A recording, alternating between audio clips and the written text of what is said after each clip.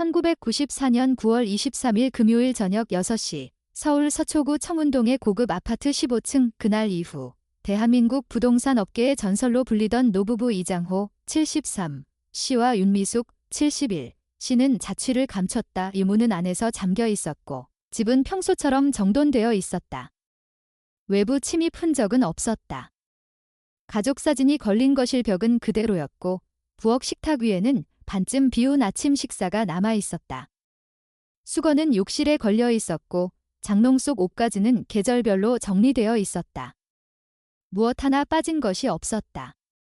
휴대전화, 지갑, 안경, 약통까지 모두 제자리에 있었다. 누가 봐도 일상 그대로였다. 단지 그 일상의 주인이 사라졌을 뿐이었다. 이장호 씨와 윤미숙 씨는 80억 원대 자산을 보유한 부동산 재력가였다. 서울 서초구, 강남구 일대의 여러 채의 상가 건물과 아파트, 그리고 경기도 양평의 대형 별장까지 소유하고 있었다.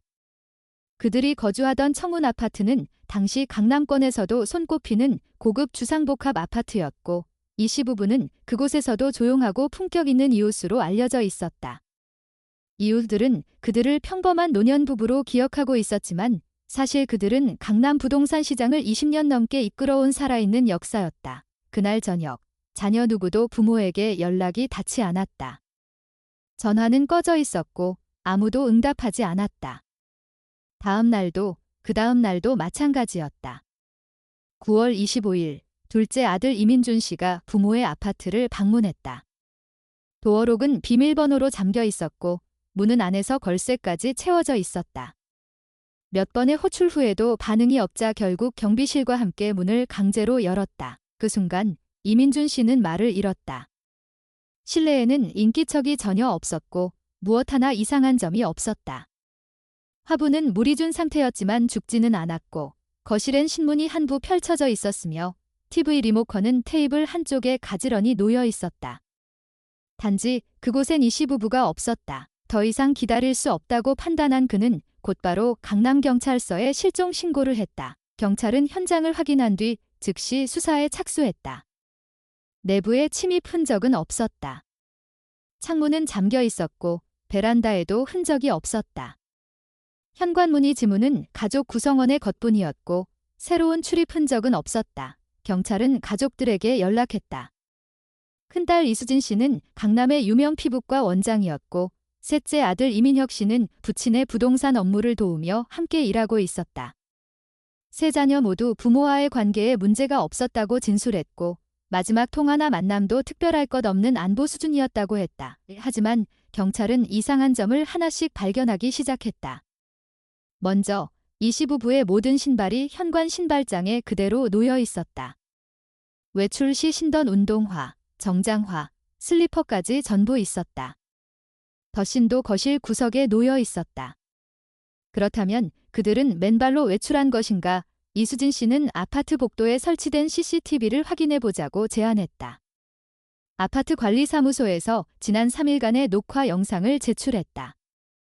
경찰은 15층 엘리베이터 앞, 지하주차장, 아파트 정문 등 주요 위치의 CCTV를 면밀히 검토했다. 그리고 영상 속에서 믿기 힘든 장면이 포착됐다. 9월 23일 아침 8시 20분, 이장호 씨와 윤미숙 씨가 나란히 엘리베이터를 타고 1층으로 내려가는 모습이었다.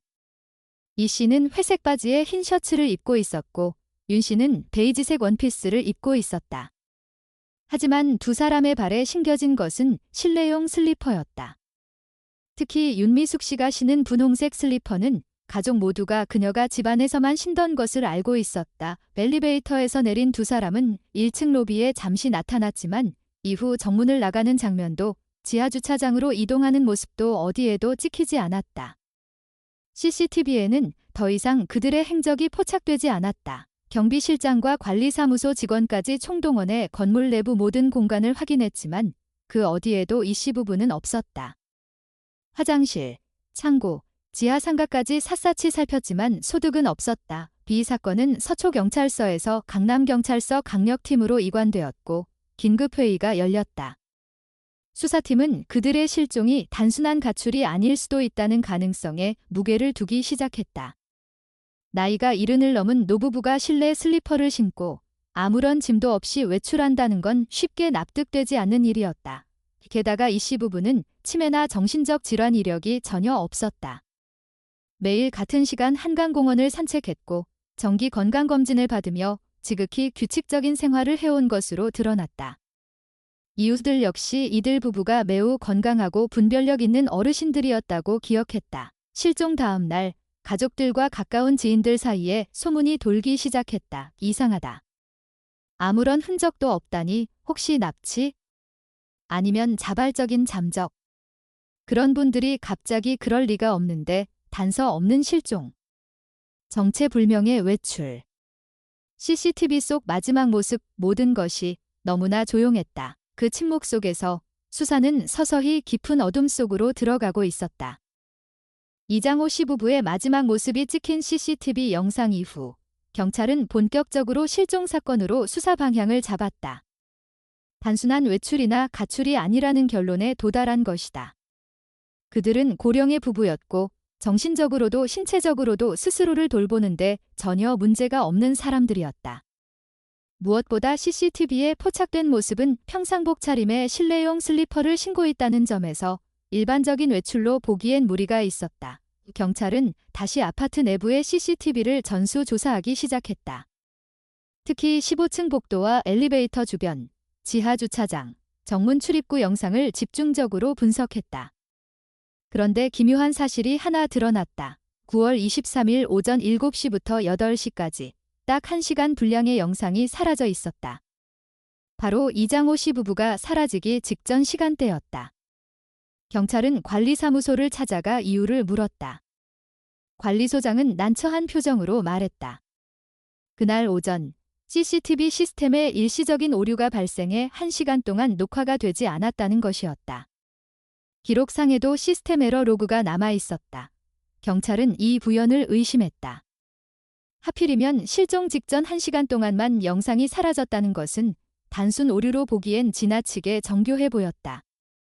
하지만 이를 입증할 물증은 없었고 관리소 직원들 또한 모두 평소처럼 근무했다고 진술했다. 그들은 CCTV 시스템에 손을 댈 권한도 동기도 없어 보였다. 같은 날 오후 경찰은 아파트 주민들을 대상으로 탐문 수사에 착수했다. 같은 15층에 거주하는 4가구를 중심으로 이장호 씨 부부의 행적에 대해 물었다. 이웃 중 한 명인 전업주부 최미란 씨는 중요한 진술을 내놓았다. 그녀는 9월 23일 아침 7시경 복도에서 이상한 소리를 들었다고 했다. 무거운 무언가를 끌고 가는 듯한 끙끙 거리는 소리였고 그녀는 궁금한 마음에 현관문 도어뷰로 바깥을 살펴봤다고 했다. 그 순간 누군가가 커다란 가방을 끌며 엘리베이터 쪽으로 향하는 모습이 언뜻 보였다고 말했다. 그녀는 얼굴이나 복장은 제대로 보지 못했지만 키가 크고 어깨가 넓은 남성처럼 보였다고 기억했다. 당시 어두운 복도 조명과 거리 때문에 정확한 식별은 어려웠지만 이상한 느낌이 들었다고 반복해 말했다. 이 진술은 수사팀에 큰 충격을 안겼다. 경찰은 곧바로 해당 시간대의 복도 CCTV 영상을 재확인했지만 이미 확인된 대로 오전 7시부터 8시까지의 영상은 존재하지 않았다. 이 미묘한 공백은 사건의 실체에 가까워질 수 있는 결정적 열쇠처럼 보였다. 다음 날 아침, 경찰은 또 다른 목격자를 찾아냈다. 아파트 지하 3층 주차장을 청소하던 김순자 씨였다. 그녀는 65세의 환경미화원이었고 9월 23일 아침 7시 반쯤 주차장에서 청소 중이었다고 진술했다. 그 시간, 검은색 현대 그랜저 한 대가 지하 주차장을 빠져나가는 것을 목격했다고 했다. 그 차량은 이장호 씨 소유로 등록된 번호판 12가 3456을 단 차량이었다. 김순자 씨는 번호판까지 정확히 기억하고 있었고 이를 경찰이 조회한 결과 사실과 일치했다. 경찰은 그녀에게 운전자가 누구였는지를 물었다. 김순자 씨는 차량 유리가 진하게 선팅되어 있어 운전자의 얼굴은 보지 못했다고 했다. 다만 운전석과 조수석에 각각 한 명씩 타고 있었고 뒷좌석은 잘 보이지 않았다고 말했다. 차량은 빠르게 출차했고 이상한 점은 그 외엔 없었다고 덧붙였다. 이 목격은 결정적인 단서였다. 경찰은 곧바로 차량에 대한 전국 수배를 내렸다. 차량 번호와 차종, 색상 등을 기재해 모든 경찰서와 고속도로 톨게이트에 통보했다. 시비가 3456번 그랜저가 발견되면 즉시 신고하도록 지시가 내려졌다. 이틀 후인 9월 29일 오후 3시 서울 반포 한강공원 남단의 공영주차장에서 해당 차량이 발견되었다. 제보를 받은 경찰은 급히 현장으로 출동했다. 차량은 주차장 구석에 조용히 세워져 있었고 차체에는 먼지가 잔뜩 쌓여 있었다. 차문을 열자 내부는 의외로 너무나도 깨끗했다. 마치 누군가 일부러 청소라도 한 듯한 상태였다. 경찰은 즉시 감식팀에 지문 채취를 의뢰했다. 결과는 놀라웠다. 운전대, 기어 손잡이, 도어 손잡이 등 차량 주요 부분에서 이장호 씨와 윤미숙 씨의 지문이 검출되었고 동시에 그들의 세 자녀 이수진, 이민준, 이민혁의 지문도 함께 나왔다. 이 세 사람 모두 차량을 자주 이용했을 수 있으므로 표면적으로는 이상할 것이 없었다. 하지만 감식 결과는 다른 이야기를 전했다. 세 자녀의 지문은 모두 최근 7일 이내에 찍힌 것으로 분석되었다. 이는 단순히 과거에 차량을 탔다고 보기엔 무리가 있는 시점이었다. 경찰은 곧바로 세 자녀를 다시 소환해 조사를 벌였다. 각각의 지문이 언제, 어떤 상황에서 남겨졌는지를 물었고 이들은 서로 다른 답변을 내놓았다. 이수진은 9월 21일 부모와 함께 백화점에 다녀왔다고 했고 이민주는 9월 20일 은행 업무로 차에 함께 있었다고 주장했다. 이민혁은 9월 22일 아침 부산 출장 전에 차량 키를 빌려갔다고 설명했다. 그들의 진술은 모두 논리적으로 이어져 있었다. 하지만 경찰은 이들의 말을 전적으로 신뢰하지 않았다. 모든 알리바이는 확인 절차가 필요했고 수사팀은 차량 내에서 다른 증거를 찾기 위해 더욱 정밀한 감식에 들어갔다. 트렁크, 뒷좌석 바닥, 카페트 틈새, 시트 안쪽까지 모두 철저히 조사되었고 루미놀 시약을 통해 혈흔 반응을 확인하기도 했다. 그러나 예상과 달리 혈흔 반응은 전혀 나타나지 않았다. 차량 내부에는 어떠한 범죄 흔적도 남아있지 않았다. 하지만 감식팀은 소량의 섬유 조각을 채취했다. 눈에 띄지 않을 정도의 미세 섬유였지만 이것이 앞으로의 수사에 중요한 열쇠가 될 가능성을 배제할 수 없었다. 경찰은 이 섬유를 국립과학수사연구원에 의뢰해 정밀 분석을 요청했고 분석 결과가 나올 때까지 일주일이 걸릴 예정이었다. 그 일주일 동안 경찰은 또 다른 길을 모색해야 했다. 더 이상 뚜렷한 단서가 없던 시점, 유일하게 남은 희망은 차량 내 미세 섬유가 어디서 온 것인지, 그리고 그것이 이장호 씨 부부의 실종과 어떻게 연결되는지에 달려 있었다. 섬유 분석 결과가 나오기까지의 시간은 길고 무거웠다. 수사팀은 이미 직감하고 있었다. 이 사건은 단순한 실종이 아니며 누군가는 거짓말을 하고 있다는 사실을. 하지만 직감만으로는 아무것도 증명할 수 없었다. 남아있는 것은 기록과 숫자, 그리고 조심스럽게 쌓아 올려야 할 정황뿐이었다. 국과수에서 전달된 1차 보고서는 짧았지만 의미가 분명했다. 차량 내부에서 채취된 미세 섬유는 일반적인 의류 섬유가 아니었다. 가정용 카페트이나 차량용 매트에서도 흔히 발견되지 않는 재질이었다. 수사팀은 해당 섬유가 외부 공간에서 유입되었을 가능성에 주목했다. 특히 차량 내부가 지나치게 깨끗했다는 점은 누군가 의도적으로 흔적을 지웠다는 인상을 강하게 남겼다. 같은 시기, 수사팀은 이장호 씨 부부의 금융거래 내역을 다시 들여다보기 시작했다. 실종 전날인 9월 22일 오후 4시, 강남 신한은행의 한 ATM에서 이장호 씨 명의 계좌로부터 2천만 원이 인출된 기록이 발견되었다. 인출 방식은 현금 수표였다. 평소 이장호 씨는 고액 현금 인출을 거의 하지 않았고 필요할 경우에도 항상 직원 창구를 이용해왔다. ATM을 통한 수표 인출은 그의 생활 방식과 맞지 않았다. 은행 측이 보관 중이던 CCTV 영상도 확보되었다. 화질은 좋지 않았지만 인출자의 신체 조건은 어느 정도 파악할 수 있었다. 키는 약 175cm 내외, 체격은 보통, 오른손잡이로 추정되었다. 얼굴은 모자로 가려져 식별이 불가능했지만 체형과 키는 비교가 가능했다. 수사팀은 이장호 씨의 세 자녀의 신체 정보를 대조했다. 큰딸 이수진은 상대적으로 키가 작았고 체형 역시 영상 속 인물과는 거리가 있었다. 둘째 이민준과 막내 이민혁은 모두 키와 체격이 유사 범위에 들어갔다. 두 사람 중 한 명이 인출자일 가능성이 떠올랐다. 경찰은 세 자녀를 다시 불러 9월 22일 오후 4시 전후의 행적을 재차 확인했다. 이수진은 병원 진료 중이었다고 일관되게 주장했고 이민준은 회사 회의 일정이 있었다고 답했다. 이민혁은 부산 출장 이동 중이었다고 말했다.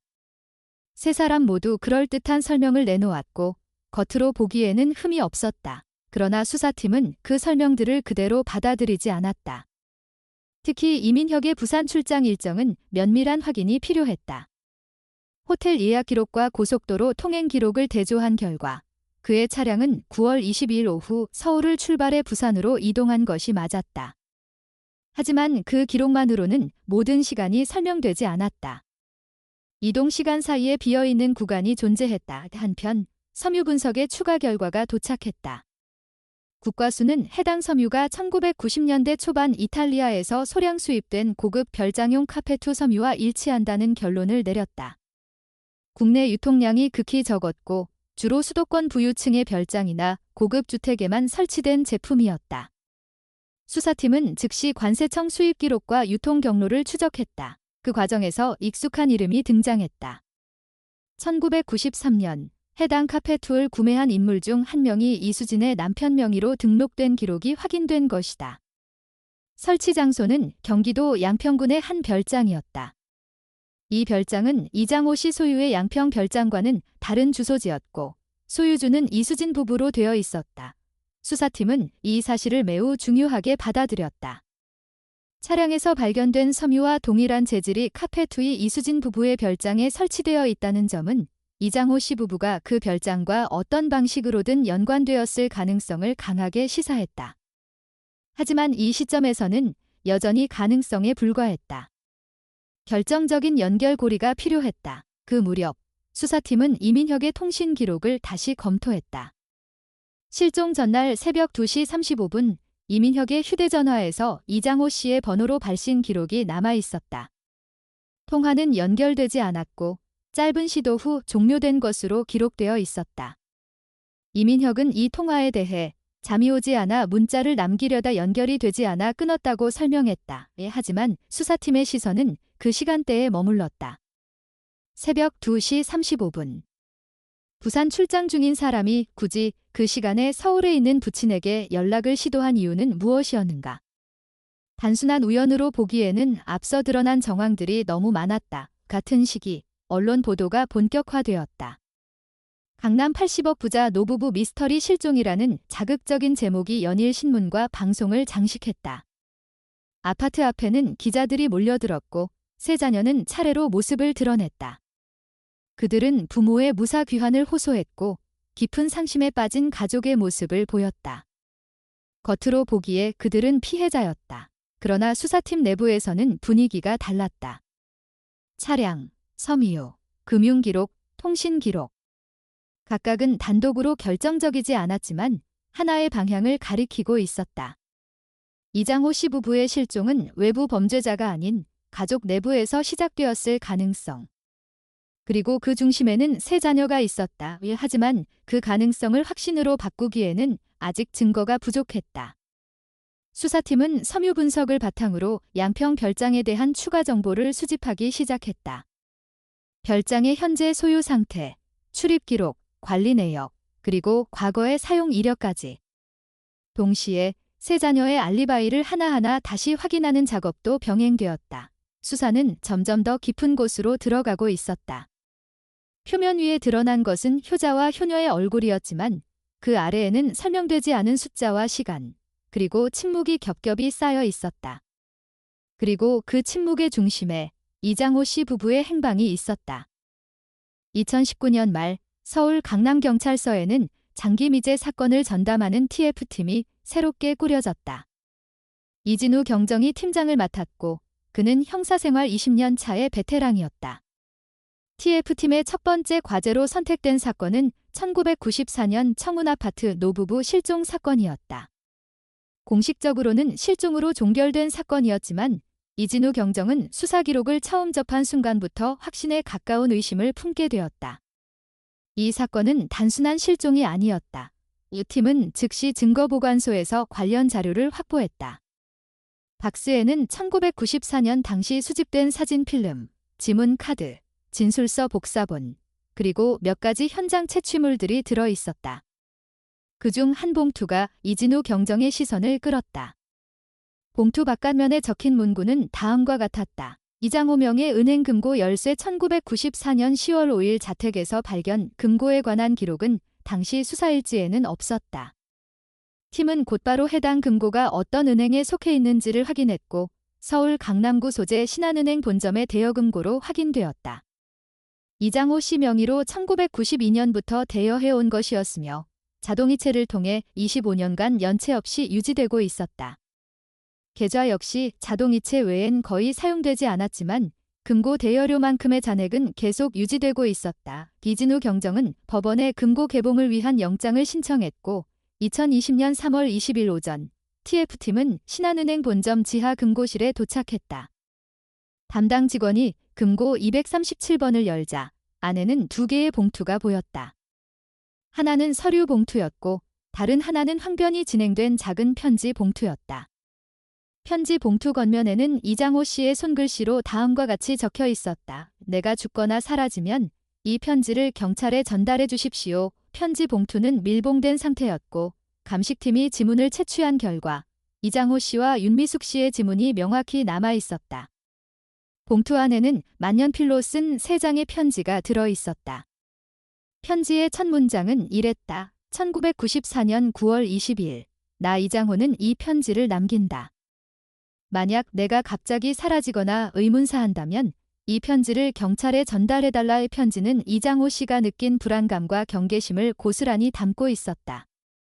그는 최근 세 자녀가 반복적으로 자신을 방문했고 자산 목록을 은밀히 조사하며 변호사와 상담까지 진행하고 있다는 사실을 알게 되었다고 적었다. 편지에 따르면 그는 이미 자산의 절반을 사회에 기부할 계획을 세우고 있었고 남은 절반만 세 자녀에게 균등하게 분배하려 했었다.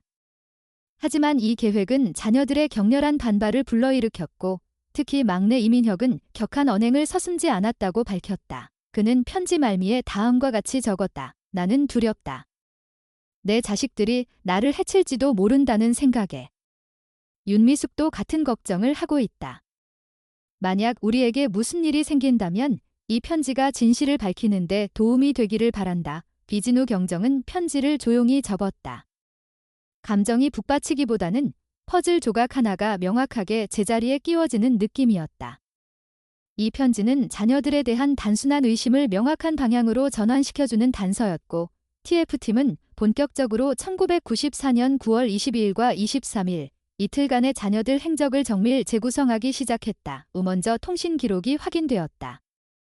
당시 사용되던 통신사의 서버는 일부 데이터가 아직도 보관되어 있었고 1994년 9월 21일부터 23일까지 세 자녀 사이의 오간 통화 횟수는 총 17건이었다. 하루에 한두 번 연락하던 평소와는 달리 통화 빈도와 시간 모두 비정상적으로 높았다. 통화 시간은 대부분 10분 이상, 길게는 30분 가까이 이어졌다. 수사팀은 이 통화들이 단순한 안부가 아니라 어떤 모해 혹은 계획과 관련되어 있을 가능성에 주목했다. 이진우 경정은 금융거래 내역도 병행해서 분석했다. 9월 22일 인출된 2천만 원의 수표가 향한 흐름은 여전히 미궁이었다. 그러나 TF팀은 당시의 ATM 영상을 화질 복원 기술을 활용해 다시 분석했고 영상 속 인물은 검은색 재킷과 청바지를 착용하고 있었으며 흰색 운동화를 신고 있었다. 체형은 이민준과 이민혁 모두와 유사했다. 영상 분석 전문가는 인물의 보폭, 걸음 속도, 어깨 각도 등을 토대로 오른손잡이이며 키는 175cm 전후, 30대 초반의 남성일 가능성이 높다고 결론지었다. 이수진은 이 조건에 해당하지 않았다. 자연히 수사의 중심은 두 아들에게 집중되었다. TF팀은 이민혁의 고속도로 톨게이트 기록을 다시 정밀 검토했다. 공식적으로는 9월 22일 오후 3시경 서울을 출발해 5시경 부산에 도착한 것으로 되어 있었지만 9월 23일 새벽 1시에도 동일 차량 번호가 부산 톨게이트를 통과한 기록이 있었다. 이어서 9월 23일 오후 2시 다시 같은 차량이 부산 톨게이트를 재통과했다. 이동 경로를 시간대별로 배열한 결과 이민혁은 새벽 1시 부산 출발 도전 3시 서울 도착 낮 2시 서울 출발 오후 5시 부산 재도착이라는 비정상적인 경로를 이동했던 것으로 드러났다. TF팀은 이 이동이 단순한 출장 일정이 아니라 치밀하게 계산된 알리바이 조작일 수 있다는 가설을 세웠다. 이제 모든 흐름은 하나의 방향으로 이어지고 있었다. 편지, 섬유, 통화 기록, 영상, 금융거래, 이동 동선. 각각의 조각은 그 자체로는 부족했지만 연결되었을 때 하나의 구체적인 그림을 그려내기 시작했다. 그 그림의 중심에는 경기도 양평군의 그 별장이 있었다. 그리고 그 별장으로 향한 TF팀의 발걸음은 멈추지 않았다. 진실은 그곳에 묻혀 있을 가능성이 높았다. 2020년 5월 TF팀은 이장호 부부의 가족 명의로 등록된 경기 양평군의 별장 부지에 대한 수색영장을 발부받았다. 해당 부지는 1990년대 초반부터 별장으로 사용되었지만 2000년 이후로는 관리되지 않아 방치된 상태였다. 형사들은 공식 수색 이전의 드론과 위성사진을 활용해 주변 지형과 건축물의 구조를 사전 파악했다.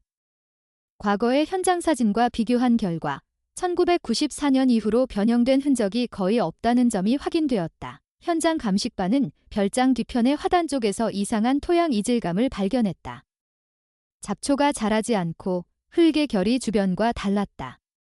금속 탐지기를 사용한 결과 1.2m 깊이의 철제 물체가 묻혀 있는 것으로 추정되었고 정식 발굴 절차가 시작되었다. 이틀간의 정밀 작업 끝에 지하에서 오래된 금속 상자가 발견되었다. 내부에는 두 구의 유골이 있었다. 유골은 신체 크기와 치아 상태를 토대로 고령의 남성과 여성으로 추정되었고 이장호 부부의 가능성이 매우 높았다. 하지만 결정적인 확인을 위해 유전자 감식이 의뢰되었다. 다행히 경찰은 이장호 씨의 조카와 윤미숙 씨의 여동생으로부터 비교용 DNA를 확보할 수 있었다. 3주 뒤 국립과학수사연구원은 두 유골이 각각 이장호와 윤미숙임을 최종 확인했다. 공식적으로 26년간 실종 상태로 남아있던 부부의 사망이 사실로 확정된 순간이었다. 이진우 경정은 이 시점에서 사건의 실체를 구성하기 위한 논리적 재구성 작업에 들어갔다. 편지의 내용, 통화 기록, 금융 흐름, 이동 동선, 유골 발견까지의 전 과정을 정리하자 하나의 큰 그림이 명확히 떠올랐다. 그리고 그는 그 그림의 중심에 세 자녀가 놓여 있다고 판단했다. 가장 먼저 이수진에 대한 조사가 이루어졌다. 이수진은 현재 대기업의 재무본부 부장으로 재직 중이었으며 사건 당시 부모와의 갈등이 거의 없었던 인물로 분류되었다. 그러나 1994년 9월 그녀가 두 동생과 빈번하게 연락을 주고받았다는 점이 여전히 수사 대상이었다. TF팀은 그녀의 이메일과 일정표를 확보했고 수사망은 자연스럽게 이민준과 이민혁에게 좁혀졌다. 김인준은 현재 서울 강서구에서 중소기업을 운영 중이었고 가족과는 거의 연락을 하지 않고 살고 있었다. 경찰은 그가 1994년 9월에 일시적으로 직장을 그만두었으며 그 기간에 서울과 양평을 여러 차례 오간 흔적을 확보했다. 특히 그가 부모 실종 후 첫 일주일 동안 심각한 심리적 동요를 보이며 반복적으로 부모님이 산에 갔다가 실족사한 것일 수도 있다는 발언을 주변에 했다는 진술이 확보되었다. 더 큰 단서는 이민혁에게서 나왔다. 그는 1994년 이후 단 한 번도 양평 별장을 찾지 않았으며 당시 차량의 주유 기록과 톨게이트 출입 시간까지 면밀히 계산해 본 결과 9월 22일 저녁 서울 양평 서울의 이동이 물리적으로 가능했다는 결론이 나왔다. 수사팀은 그가 혼자 혹은 형과 함께 부모를 별장으로 유인했고 그곳에서 계획된 범행이 이루어졌을 가능성을 높게 보았다. 결정적인 전환점은 서울 송파구의 한 폐기물 처리장에서 나왔다. TF팀은 1994년 가을에 이민혁이 거주하던 오피스텔 인근의 쓰레기 처리장으로 탐문을 진행하던 중 당시 버려졌던 서류가 일부 보존되어 있던 기록 창고를 찾아냈다. 거기서 발견된 찢어진 편지 조각은 이장호 씨의 유서와 흡사한 필체로 쓰여 있었고 그들에게 전부를 주지 않을 것이다 라는 문장이 명확히 읽혔다. 문장은 찢어졌지만 잉크와 종이의 재질, 필압까지 정밀 분석되었고 이장호 씨의 친필임이 입증되었다. 이진우 경정은 이수진, 이민준, 이민혁 세 사람에게 자진 출석을 통보했고 변호인을 동반한 상태로 조사가 이루어졌다. 이수진은 모든 질문에 일관되게 부인했고 자신의 통화는 단지 부모님의 건강 문제에 대한 우려였다고 진술했다. 그러나 이민준은 첫 번째 조사에서는 기억나지 않는다고 반복하다가 두 번째 조사에서 당시 가족 내부에 갈등이 있었다는 취지의 발언을 하며 분위기를 바꿨다. 결정적인 진술은 이민혁에게서 나왔다. 그는 신문 초기에는 모든 것을 부인했지만 유전자 감식 결과와 이동 동선, 유골 발견 경과가 정리된 보고서를 읽은 뒤 긴 침묵 끝에 입을 열었다. 그는 이렇게 말했다. 그날 우리 셋은 거기 있었습니다. 처음엔 설득하려고 했어요. 아버지가 계속 자산을 사회에 기부하겠다고 하니까 너무 억울하고 불안했죠. 이진우 경정은 그 순간을 잊을 수 없었다. 진술이 시작된 순간 그들은 26년 전으로 되돌아갔다. 진실은 숨겨지지 않았다. 다만 시간이 필요했을 뿐이었다. 그리고 그 시간은 지금 막 끝나고 있었다. 이민혁의 자백은 사건을 풀어내는 열쇠였다. 그러나 그가 털어놓은 내용은 단순한 범행 고백이 아니라 1994년 그 가을에 세 자녀가 어떤 심리 상태에 있었는지를 보여주는 복잡한 진술이었다. 그는 범행이 사전에 계획된 것이 아니었다고 주장했다. 처음에는 단순히 재산 분배 문제를 놓고 아버지와 대화를 시도하기 위해 세 남매가 양평 별장에 모였다고 했다. 하지만 그 대화는 곧 감정적인 충돌로 변했고 통제할 수 없는 방향으로 흐르기 시작했다고 했다. 그날 별장에서는 부모가 이미 유서를 작성해 놓았다는 사실이 밝혀졌고 그 유서의 내용이 자식들에게 충격을 주었다. 사회기부가 명시된 조항과 자녀 중 누구에게도 단독 상속이 이루어지지 않을 것이라는 문구가 포함되어 있었다. 이민혁은 유서를 찢어버렸고 이장호는 화를 내며 경찰에 신고하겠다고 말했다. 그 말이 모든 것을 바꾸었다. 김인혁의 진술에 따르면 이장호 씨는 자녀들의 행동을 명백한 협박으로 받아들였고 이들을 집에서 쫓아내려 했다. 그 과정에서 물리적 충돌이 있었고 윤미숙 씨가 말리려다 중심을 잃고 쓰러졌다고 했다. 이후 아버지가 어머니를 부축하려 했지만 형 이민준이 아버지를 밀치면서 균형을 잃고 계단에서 굴러떨어졌다고 진술했다. 그는 이 모든 일이 두발적이었다고 강조했다. 그러나 문제는 그 후였다. 두 사람이 의식을 잃고 쓰러져 있었고 형 이민준은 곧바로 119에 신고하자고 했지만 이민혁은 망설였다고 했다. 그는 부모가 깨어나면 모든 재산은 기부되고 자신들은 범죄자가 될 거라고 확신했다. 결국 세 사람은 침묵을 선택했다. 이민혁은 우리는 합의했다. 아무 말도 하지 않기로. 그리고 이 일은 세상에서 지워버리자고 라고 말했다. 이수진은 그 상황에서 가장 오래 침묵했다. 그녀는 직접적으로 행동하지 않았지만 그날 별장에서 일어난 일을 알고 있었고 아무에게도 알리지 않았다. TF팀은 세 사람의 진술을 각각 대조했고 진술 간의 일치점과 불일치점을 철저히 분석했다. 이민준은 초기에는 모든 것을 부인했지만 이민혁의 자백이 공개되자 결국 진술을 일부 수정했다. 그는 부모와의 갈등이 있었고 분노가 쌓였지만 죽이려는 의도는 없었다고 말했다. 다만 부모의 의식을 확인하지 않고 시신을 숨긴 것은 겁이 났기 때문이라고 했다. 이수진은 가장 오랜 시간 침묵을 유지했다. 그녀는 조사 과정에서 반복적으로 나는 아무것도 하지 않았다고 주장했지만 TF팀은 그녀의 역할이 단순한 방관을 넘어선다고 판단했다. 그녀는 사건 직후 아버지의 유언장을 위조해 공증을 시도한 정황이 있었고 그 과정에서 법무사의 서명도 조작된 사실이 드러났다. 경찰은 세 사람 모두에게 공동은폐 및 증거인멸, 유서 위조 혐의를 적용했고 이민혁과 이민준에게는 과실치사 및 사체유기 혐의도 함께 적용되었다. 검찰은 추가 조사를 통해 정황 증거를 보완했고 재판부에 구속영장을 청구했다. 2020년 11월 서울중앙지법은 세 남매에 대한 영장 심사를 진행했고 이민혁과 이민준은 구속 수감되었다. 이수진은 불구속 상태로 재판을 받게 되었다. 언론은 이 사건을 세기의 미제 사건 해결이라며 대대적으로 보도했고 전국적인 관심이 집중되었다. 기진우 경정은 언론 앞에 서는 것을 피했지만 내부 보고서에 이렇게 남겼다. 이 사건은 단순한 실종이나 유산 다툼의 문제가 아니다. 가족이라는 이름 아래 숨겨져 있던 구조적 위계, 침묵의 공모, 그리고 인간이 극한 상황에서 선택하는 도덕적 포기의 기록이다. 재판은 빠르게 진행되었다.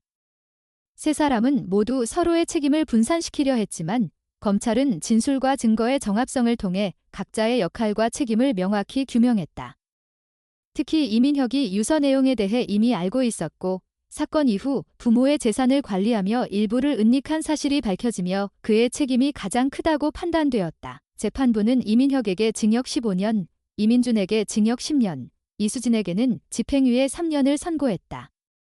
판결문에는 이렇게 적혀 있었다. 자녀로서 부모에게 최소한의 보호와 존중을 제공해야 할 책임을 져버리고 그 삶의 마무리를 비인간적인 방식으로 묻어버린 점은 도저히 용납할 수 없다. 기진우 경정은 선고 결과를 조용히 받아들였다. 그에게 중요한 것은 유죄가 아니라 진실이었다. 그리고 그 진실은 26년 만에 마침내 세상 밖으로 나왔다. 하지만 그는 알고 있었다. 이 사건은 단지 법정의 판단으로 끝나는 것이 아니라 남은 이들의 삶 속에서 또 다른 방식으로 계속될 것이라는 사실을. 2021년 봄, 이장호 윤미숙 부부의 사건은 법적 판결로 일단락되었지만 TF팀의 내부 보고와 언론 조사 결과는 또 다른 질문들을 남겼다. 형사 이진우는 사건의 본질이 단지 형제자매의 탐욕과 침묵에만 있지 않다는 점을 느꼈다. 그는 이 사건이 한국 사회 전반에 만연한 가족주의와 침묵의 문화를 반영하고 있다고 보았다. 그렇게 그는 사건의 마무리를 위해 마지막 보고서를 준비했다. 그 사이 유족 측의 요청에 따라 두 고인의 유골은 서울 추모공원 납골당에 안치되었다.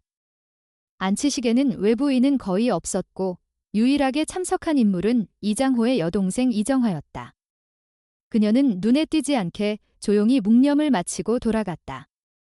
그녀가 남긴 짧은 인터뷰는 이후 지역 언론을 통해 보도되었다. 오빠는 늘 가족을 먼저 생각하는 사람이었습니다. 조용하고 성실하고. 하지만 마지막은 너무 외로웠던 것 같아요. 그게 아직도 마음에 걸립니다. 비정화는 사건 이후 고인의 명예회복을 위한 진정서를 청와대 국민청원 게시판에 올렸다. 30년 가까이 실종자로 남았던 오빠와 형수의 이름을 더 이상 범죄의 피해자로만 남기고 싶지 않다는 내용이었다. 청원은 예상 외의 반향을 일으켰고 짧은 시간 안에 수만 명의 동의를 받았다. 이 사건은 대학 사회학 수업의 주제로도 다뤄졌다. 한 대학 교수는 이 사건을 침묵의 구조라는 강의에서 다루며 가족 내 위계와 부정의 문제는 법적 단죄로만 해결되지 않는다고 말했다. 이후 해당 강의의 일부 내용이 SNS를 통해 확산되면서 젊은 세대에게도 이 사건은 다시 조명받기 시작했다. 또한 다큐멘터리 제작사 몇 곳에서도 해당 사건을 토대로 프로그램 제작을 준비했다. 가장 먼저 촬영을 시작한 방송사는 SBS였다. 이들은 TF팀의 협조를 얻어 당시 수사 과정을 다큐 형식으로 재현했고 일부 관계자와의 익명 인터뷰도 담아냈다. 방송 이후 시청자 게시판에는 충격적이다. 이게 실화라는 게 믿기지 않는다. 내 가족은 과연 다를까라는 반응들이 이어졌다. 이진우는 방송을 보지 않았다. 그는 이미 그 이야기를 누구보다도 오래, 깊게, 그리고 가까이서 경험했기 때문이었다. 대신 그는 사건 이후 경찰 내부 시스템에 남긴 개선안을 다듬고 있었다. 그는 다음과 같은 제안을 포함시켰다. 장기 실종 사건에 대한 자동 재심사 제도 도입, 미제 사건 관련 유류물의 장기 보존 기준 강화, 가족 내부의 진술에서 발생하는 상호 비호 가능성에 대한 전문적 분석 도입, 노년층 자산 보호를 위한 사전 경고 시스템 도입. 이진우의 보고서는 경찰청 내부에서 긍정적인 반응을 얻었고 일부 항목은 시범 운영 단계에 들어갔다. 그는 공식적인 표창도 받았지만 정작 본인은 그냥 해야 할 일을 한 것뿐이라며 사의를 표했다. 그가 그토록 오랫동안 이 사건에 집중했던 이유는 누군가의 명예 혹은 사회적 정의를 위해서이기도 했지만 무엇보다 그 자신이 그날 별장에서 묻힌 진실에 대해 감정적으로 빚을 졌다고 느꼈기 때문이었다. 이 사건을 통해 다시 만난 사람들도 있었다. 윤미숙 씨가 수십 년 전 함께 일했던 여성 노동조합 동료들이었다. 이들은 수소문 끝에 유족과 연결되었고 고인의 삶을 회고하는 작은 간담회를 열었다. 이 간담회는 SNS를 통해 기록으로 남겨졌고 사라진 이름의 회복지라는 제목으로 자발적인 시민 모임까지 이어졌다. 한편 이민혁과 이민주는 복역 중 교도소 내 상담 프로그램에 참여하고 있었다. 두 사람 모두 외부와의 접촉을 극도로 제한했지만 유일하게 허용된 교도소 내 상담 기록에서는 변화의 조짐이 보였다. 특히 이민주는 상담사에게 내가 진심으로 후회하는 건 부모를 잃은 게 아니라 그 상실을 감추기 위해 침묵했다는 사실이라고 털어놨다. 이수진은 재판 이후 회사를 퇴직하고 은둔하듯 살아가고 있었다. 언론의 집중 조명을 받지 않았지만 그녀가 한 자선단체에 익명으로 일정 금액을 매달 기부하고 있다는 사실이 우연히 언론을 통해 알려졌다. 그녀는 어떤 인터뷰 요청도 수락하지 않았고 이름조차 바꿔 새로운 삶을 살고 있었다. 그리고 시간이 흘러 2022년 가을. 이진우는 경찰청에서 정년을 앞두고 있었다. 그는 마지막으로 TF 사무실을 정리하며 책장 깊숙이 넣어둔 서류 뭉치를 꺼냈다. 1994년 9월. 그날의 기록. 시간이 멈췄던 그 지점에서 이제는 완전히 나아가야 할 때였다. 그는 오래된 보고서를 천천히 접고 마지막 문장을 덧붙였다. 26년 전의 침묵은 무거웠지만 진실은 결국 스스로 길을 찾았다. 2023년 봄, 경찰청 공식 웹사이트에는 국민과 함께 푼 26년 미제 사건이라는 제목의 보고서가 공개되었다. 보고서에는 사건의 전개, 수사 과정, 그리고 수사팀의 대응이 상세히 기록되어 있었다. 일반 시민이 열람할 수 있도록 정제된 형태였지만 그 속에는 시간이 만들어낸 고통과 회복의 흔적이 담겨 있었다. 이진우는 퇴직 후에도 가끔 경찰대학에서 강의를 맡았다. 강의의 주제는 대부분 장기 미제 사건의 본질이었다. 그는 이장호 윤미숙 부부 사건을 예시로 들며 단순한 증거 분석을 넘어 인간관계의 구조와 침묵의 작동 방식을 강조했다. 한 번은 한 수강생이 이렇게 질문했다. 경감님, 진실을 밝히는 게 항상 옳은 일일까요? 그는 잠시 침묵한 후 조용히 대답했다. 진실이 늦게 밝혀질수록 그 무게는 더 커집니다. 그렇다고 해서 외면하는 건 더 큰 상처를 만드는 거예요. 그의 말은 그 강의실을 채운 수많은 젊은이들에게 오래도록 남았다. 그해 가을, 서울시청 시민청 갤러리에서는 사라진 이름들이라는 특별 전시가 열렸다. 이 전시는 한국 현대사 속에서 미제 사건으로 잊혀졌던 인물들의 이름을 다시 기록하고 그들의 삶을 조명하는 프로젝트였다. 전시장 한쪽에는 이장호와 윤미숙 부부의 이야기가 조용히 놓여 있었다. 그들이 남긴 흑백 사진, 자필 편지, 법원 판결문 일부가 작은 유리 상자 안에 정돈되어 있었다. 전시 마지막에는 한 문장이 적혀 있었다. 우리는 그들을 잊지 않기 위해 오늘의 진실을 마주합니다. 관람을 마친 한 중년 부부는 말없이 그 문장을 바라보다 서로의 손을 조용히 잡았다. 그 손에는 어떤 말보다 깊은 감정이 담겨 있었다. 그 무렵 이민혁은 교도소 내에서 출소 전 상담을 받기 시작했다. 상담사는 그에게 지후 삶에서 가장 바라는 것이 무엇인가요? 라고 물었다. 그는 잠시 생각하다가 이렇게 말했다. 어머니가 살아계셨다면 제가 다시 시작해도 되는지 물어봤을 거예요. 지금은 그냥 조용히 사라지고 싶습니다. 상담사는 그 대답에 아무 말도 하지 않았다. 가끔은 침묵이 그 자체로 충분한 반응이 되기도 하니까. 이민주는 여전히 복역 중이었지만 교도소에서 문학 프로그램에 참여하며 짧은 글을 쓰기 시작했다. 어느 날 그는 노트를 넘기며 조용히 적었다. 나는 아버지를 닮고 싶지 않았다. 그런데 돌이켜보니 가장 닮고 싶었던 사람도 아버지였다. 그는 그 문장을 마지막으로 노트를 덮었다. 누군가에게 보여주기 위한 글이 아니었다. 그저 스스로 남긴 문장이었다. 이수진은 서울 외곽의 작은 마을로 이주해 조용히 지내고 있었다. 그녀는 새 이름으로 작은 서점을 운영했고 주민들과도 깊이 어울리지는 않았다. 다만 매년 가을마다 어김없이 서울 추모공원에 들러 부모님의 납고람 앞에 국화 한 송이를 놓고 돌아갔다. 그리고 돌아가는 길, 그녀는 늘 같은 장소에서 멈췄다. 서울대병원 옆 오래된 커피숍. 부모님이 예전에 자주 찾던 곳이었다. 그녀는 커피를 시키지 않았다. 그저 빈자리에 잠시 앉았다가 조용히 일어났다. 2024년 초 한국경찰청은 장기미제 사건 수사전담팀을 정식 조직으로 승격시켰다. 이진우가 남긴 제안 중 다수가 제도화되었고 경찰 교육과정에도 딩간 중심 수사라는 주제가 추가되었다. 그가 남긴 영향은 눈에 보이지 않지만 분명히 사회 곳곳에 스며들고 있었다. 기장호와 윤미숙 부부가 살던 청운 아파트는 몇 해 전 재건축되었다. 그 자리에 들어선 고층 아파트 단지 앞에는 작은 기념비가 세워졌다. 청운동 사건을 기억하는 이들이 주민들에게 제안한 결과였다. 기념비에는 단 한 문장만이 새겨져 있었다. 진실은 사라지지 않는다. 때로는 시간이 필요할 뿐 사람들은 그 문장을 읽고 각자의 방식으로 해석했다. 어떤 이들은 정의의 승리를 떠올렸고 어떤 이들은 가족의 상처를 떠올렸다. 하지만 모두가 고개를 끄덕였다. 그 말이 거짓이 아님을 그 누구보다 잘 알고 있었기 때문이다. 그날의 진실은 이제 기록 속에 남았다. 하지만 진실이 향한 질문은 여전히 현재형이다.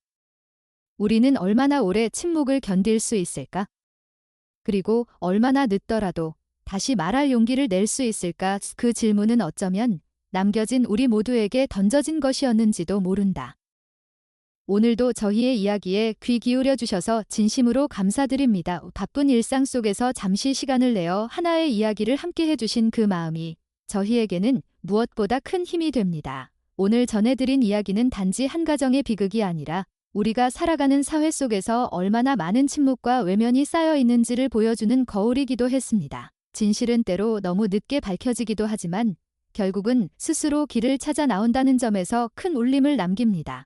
무엇이 옳고 그른지를 단순히 판단하는 것이 아니라 그 속에서 인간의 마음이 어떻게 움직이고 어떤 선택을 하는지를 함께 생각해보는 계기가 되었기를 바랍니다. 이야기를 통해 작은 위로와 성찰이 전해졌다면 그 자체로도 의미 있는 시간이 되었을 것입니다. 앞으로도 저희는 여러분과 함께 조용하지만 깊이 있는 이야기들을 전해드릴 수 있도록 정성을 다하겠습니다. 혹시 이 이야기가 마음에 와닿으셨다면 아래에 있는 좋아요를 눌러주시고 느끼신 점을 댓글로 나눠주세요. 그리고 채널을 구독해주시면 앞으로의 이야기들도 놓치지 않고 함께 하실 수 있습니다. 다시 한번 진심으로 감사드립니다.